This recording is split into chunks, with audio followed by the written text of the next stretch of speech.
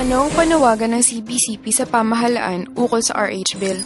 Nananawagan ang CBCP sa ating pamahalaan na mabisang tugunan ang mga tunay na dahilan ng kahirapan, gaya ng katiwalian, kakulangan ng mga serbisyong panlipunan at pangkabuhayan, kakulangan ng pagkakataon sa edukasyon at mga kapakinabangan ng kaunlaran, at di pagkakapantay-pantay sa lipunan.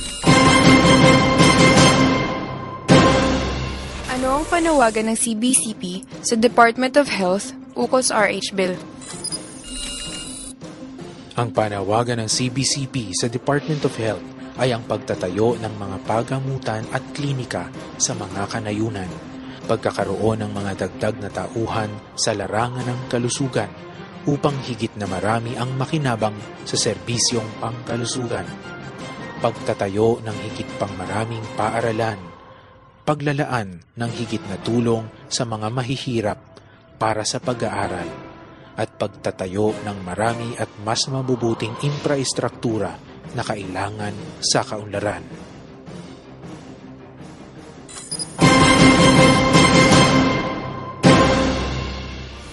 Ano ang mungkahi ng CBCP para sa ating lahat? Ang mungkahi ng CBCP para sa ating lahat ay sama-sama tayong manalangin, sama-sama tayong magmuni, sama-sama tayong magpasya, sama-sama tayong manalangin lagi sa layuning ang katotohanan ay mamayani sa harap ng maraming banta laban sa buhay ng tao at laban sa ating mga itinataguyod na mga halagang pantao at pangkultura.